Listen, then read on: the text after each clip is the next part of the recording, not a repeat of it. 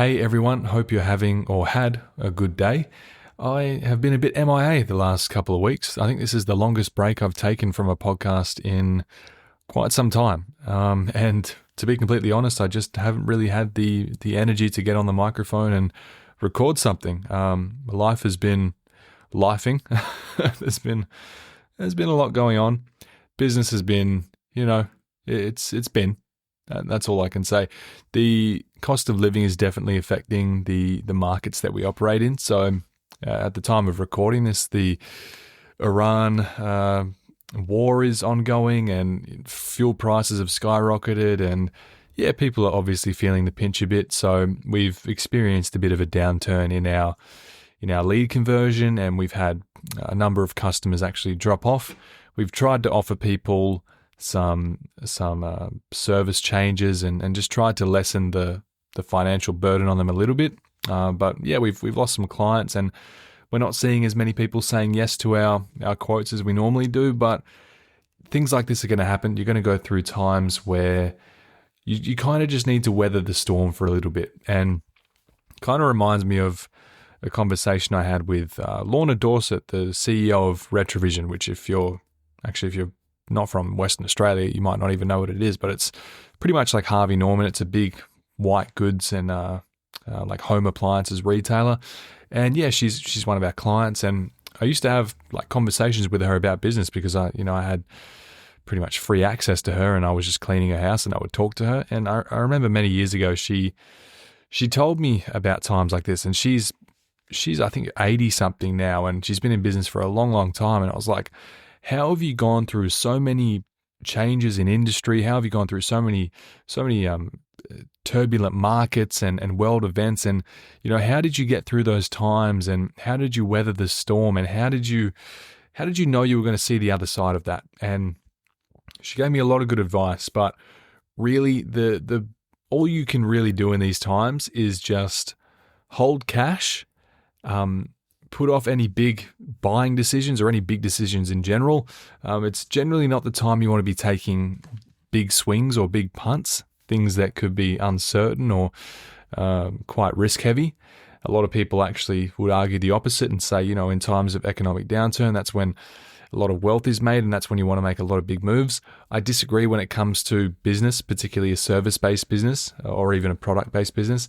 You really just want to weather the storm and adopt that mindset of, these things are going to happen. And if you've had a really hot streak and something like this happens where it's out of your control and there's external circumstances that are hindering your growth or prohibiting you from doing something, it could kind of attack your nervous system a bit, and you could be in a position where you feel like it's because of your own inhibitions, or, you're dropping the ball, or it's something to do with you.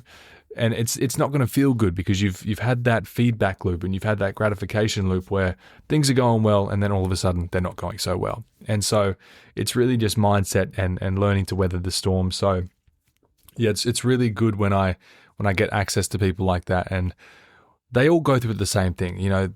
She said time and time again during events like that and times of economic downturn and whatever else, she never really knew what was going to be on the other end of that. But the best you can do is just hunker down and prepare for the best and the worst and see how you go. And ultimately the people that can be resilient are the ones that win. So we experienced that in COVID. I started my business right as COVID hit, and that was, I can't even imagine how turbulent of a time that would have been for people that have been established in business, and then COVID happened, and it just would have completely halted any growth, and seen a lot of people doing a complete 180. So there's going to be times like this. Don't let this financial and economic uncertainty shake you.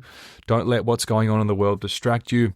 Even things like AI, and I know I've talked about it a bit in the podcast before, but don't let things on the outside world detract you too much and make you feel like you're any less than what you are, or that you're not going to be able to get to where you want to be. Obviously, you want to take it into account. You want to be conscious of what's going on in the world around you, but just don't let it take you off that path, is what I'm saying. So, it's been a bit of a slower period, but Honestly, it's been I've kind of welcomed it. I went to Singapore for nearly 2 weeks, and that was a good little getaway. Lovely weather in Singapore at the moment, just a really beautiful country.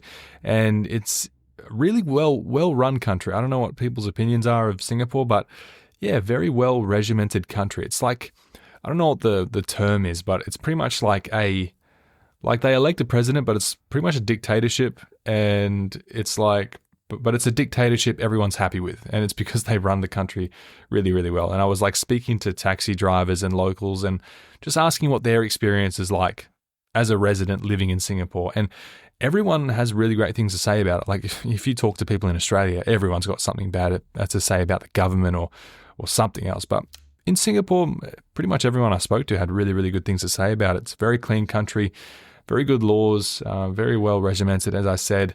And yeah, just a really cool country. So if you've never been there, lots of fun, lots of good food, and very, very safe. I'm someone that I get a lot of anxiety when I travel.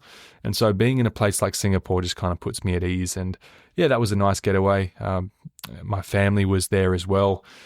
And I stayed a bit longer than them and just had a bit of R&R and thought I'd make the most of this quieter time and just get away, reset mentally a little bit.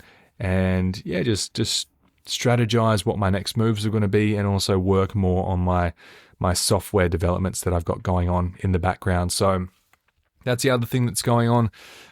Very, very fun, honestly. I'm really enjoying this whole vibe coding experience and all this stuff with agentic AI. It's really, really, I've kind of caught a second win with this in my business. It's like, I feel like I've been in business for so long now. Some people might roll their eyes at that, but it's been 7 years, and it can get kind of boring, and you can kind of feel a little bit flat. And then something like this comes along, and it just kind of re-energizes you and it revitalizes you, and that's how I feel at the moment. So all this stuff with AI, I know a lot of people are scared, and they're thinking that they get left behind and replaced and all this stuff, but really, I'm just like reinvigorated. I feel like it's going to be a resurgence for business owners everywhere. And if you can adopt the technology and you can learn enough about it, then it's going to put you so much further ahead.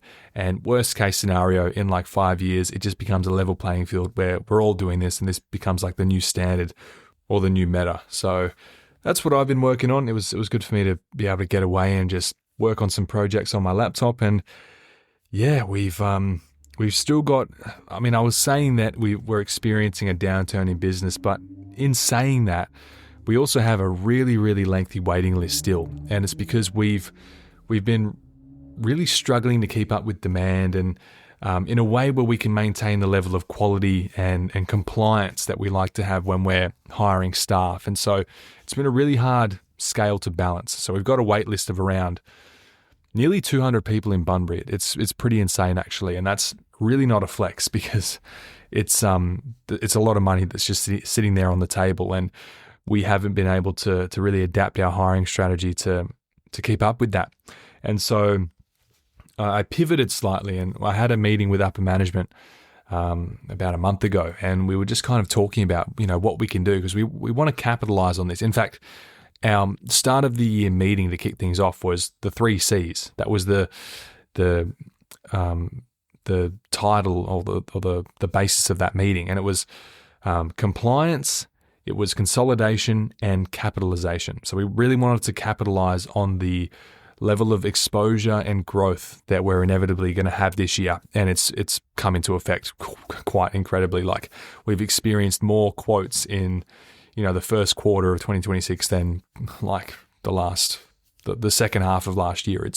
It's just crazy. So we were expecting it, but we didn't really have a solid enough plan of how to deal with it. And I don't think it's one of those things where we need to keep trying to come up with, how do we get ahead of this curve? How do we hire quicker so that we can, I think we reoriented the way we thought about this, and we had a big meeting about it about a month ago. And I said, why don't we just cull out the bottom 10% of our clients and replace them with, some newer ones from our wait list, and we can even increase the price a little bit. Because if you remember, there's an episode a while back that I did, maybe only a few episodes ago, and it's about how you can double your profit with a very small price increase.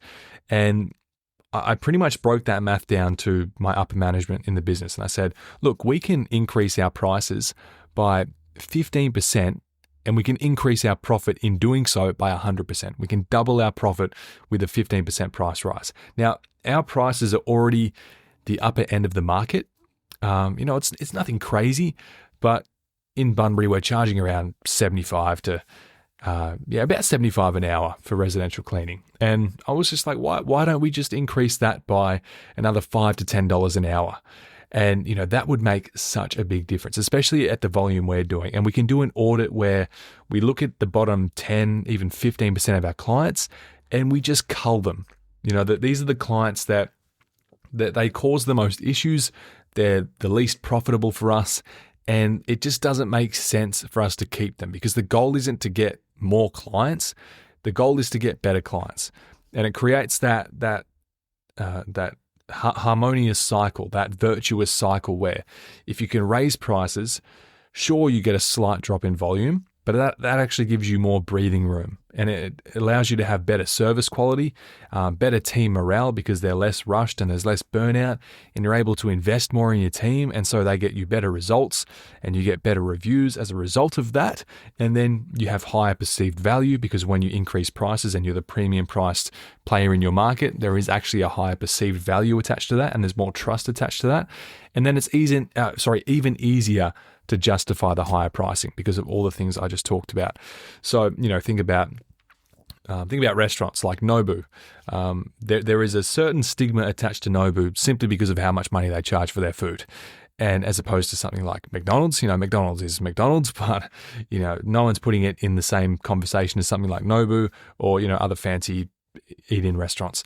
And you can kind of have that same effect simply by being the higher priced player in your market. So if you charge more, people are just going to associate that higher price with a higher level of service and a better brand authority. So anyway, that was the tone of that conversation we had a while back. And we were really stuck because we had all these leads coming in, and I was like, why are we putting these on the wait list when we've got clients that we literally aren't making money off? And there's some clients that we're pretty much paying them to be able to clean their house, because not only are we not making money, but it's like, we're in the red. And so why are we even doing that? Why don't we just get rid of these clients? Like, we did a big audit.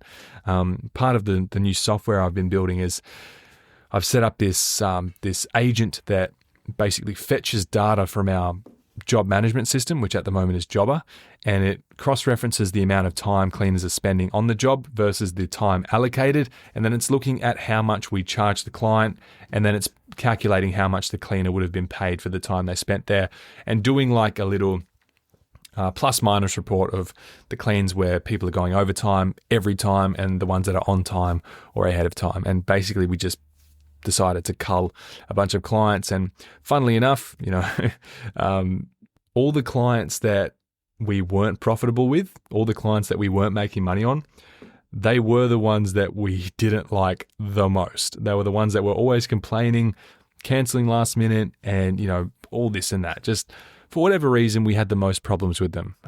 And so we just got rid of them. And then I said to my upper management, I was like, well, now we've got this we've increased our capacity by 10%, and we're actually making the same amount of profit, even though we've got less turnover because the clients we got rid of, we weren't making money on them anyway. So we've got this increased capacity that we've basically bought back for $0. And why don't we just fill that, dig into our wait list, and then just charge more money?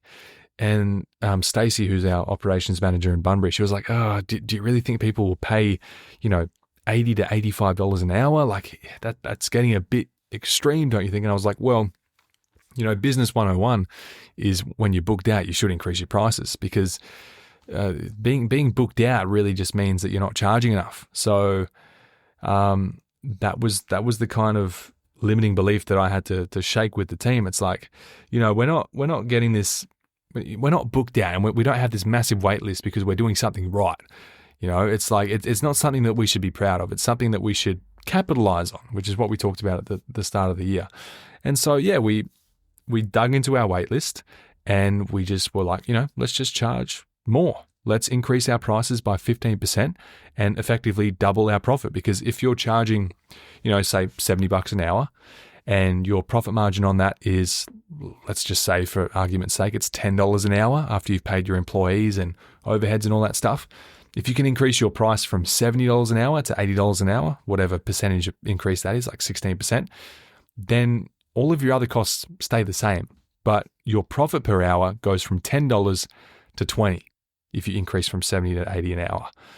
So your profit doubles even though the price that you're charging the customer has only increased by 15-16%.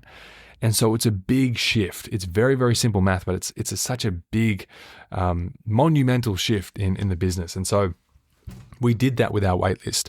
And, I think realistically, we probably increased our capacity by like 6%. Like we probably got rid of around 5 or 6% of our bottom performing clients. It wasn't a huge chunk. Like we've got, 300 clients or so. We probably got rid of about 15.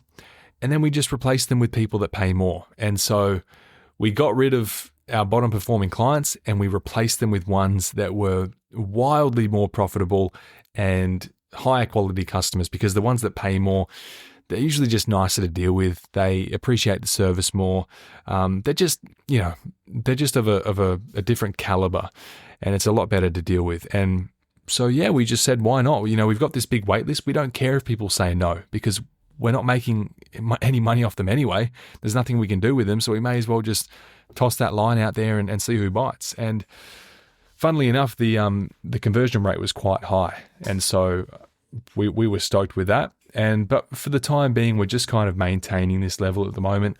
We are still vigilant of the fact that it's a bit of a weird time in the world. Our market doesn't seem to be too affected by it. Obviously, we did lose some clients, but the majority of our clients, we've actually had a lot of people increase their service and they're paying more.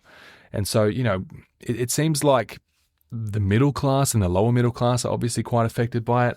And if you're someone who's charging less money, which means you're probably dealing with that lower end of the market, then you might be experiencing a much more significant downturn than what we would be experiencing, because our ideal client, our target demographic, just isn't really affected by these sort of things that are going on in the world. And so that was a little interesting case study as well into why your target demographic is so important, not just because, they pay more, but because they're more resistant to economic changes like what we're experiencing in the world right now. So that was what we did. And now we're just kind of maintaining. We're seeing how things go. We're trying to take care of our staff, and a lot of them have been quite overworked.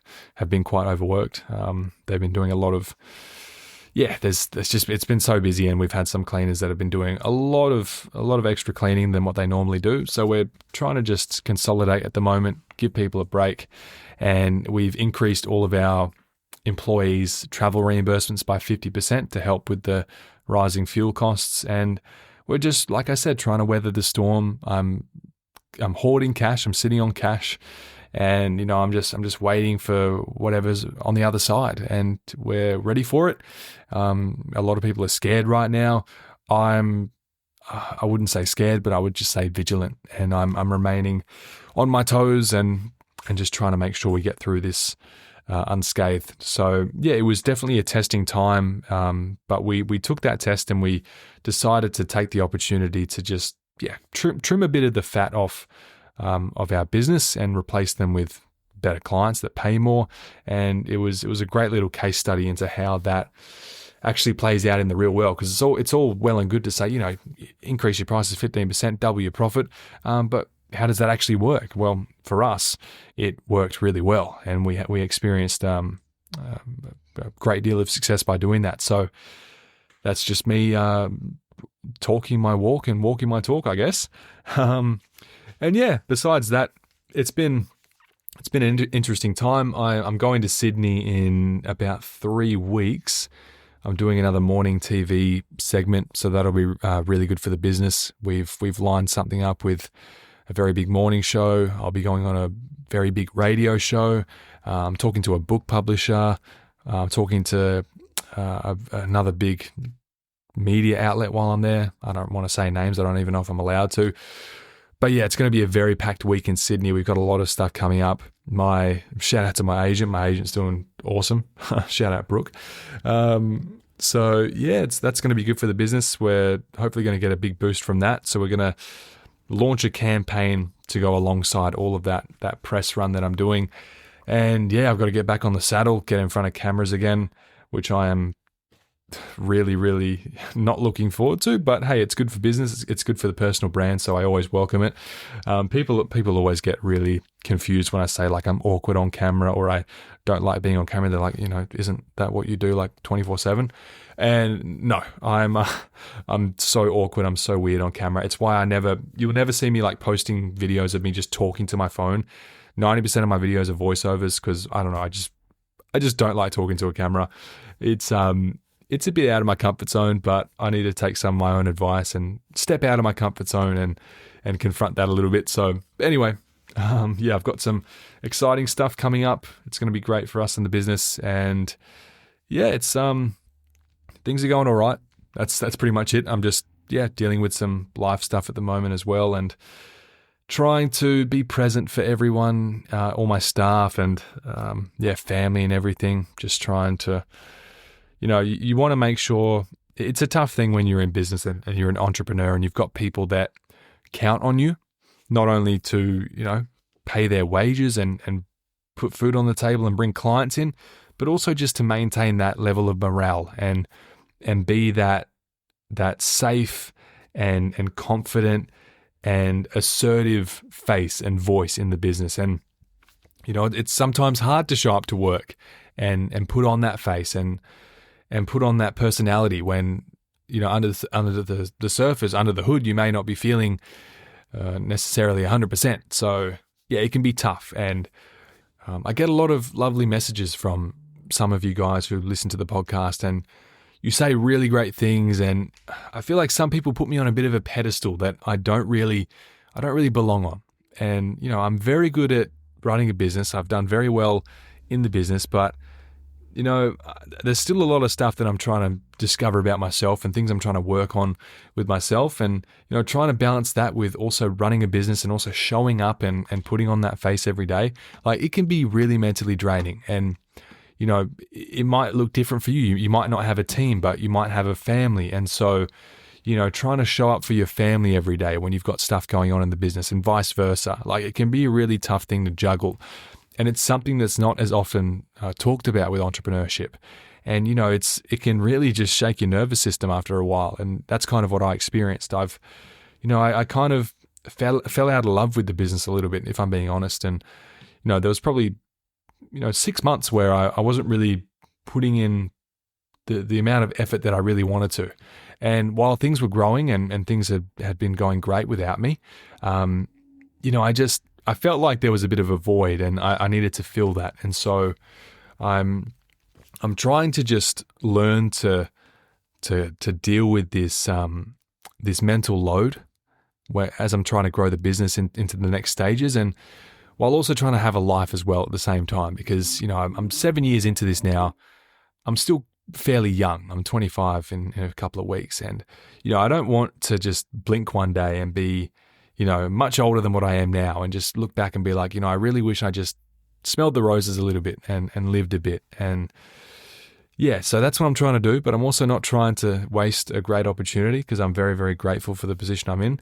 And that's one of the toughest things about being in business and being an entrepreneur is you're gonna doubt yourself all the time. Like, you're gonna have this sense of I can do this. Like, I feel like I'm called to this, and I feel like I'm just destined to succeed. But at the same time, you're always going to have these thoughts that creep in that you're not good enough, that you should give up, that you should quit, that you need to go back to what you used to do, or go back to what was safe, or go back to your comfort zone.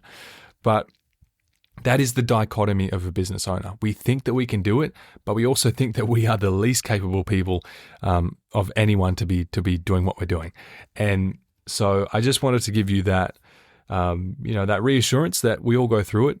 Even the people I know at much higher levels than I am, like we're all wired the same way. We all have the same reptilian brain, and yeah, like sometimes things are going to get tough, and it can be hard for you to show up not only for yourself and for your business, but what I will say is the relationship that you have with your business, it's never going to be as important as your relationship with yourself. So if you're not performing to the highest of your ability and at your full capacity, then your business is going to suffer as a result. And so all I can say is just put yourself first, prioritize your personal development, because if you're not, at that high capacity, if you don't have the mental bandwidth to be dealing with the things that you're doing and the things you're dealing with, then that is not going to end well. It's going to be a very short road.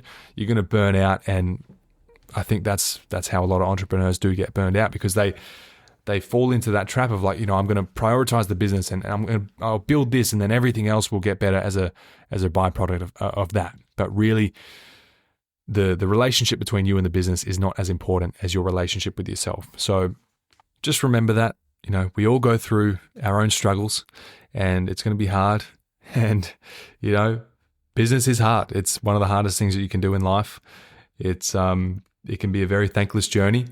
And a lot of people message me every day, and, they tell me about their story. And I really appreciate, the vulnerability that people are willing to share with me about their journey, and the things that they go through, and the things that they push through and they persevere through.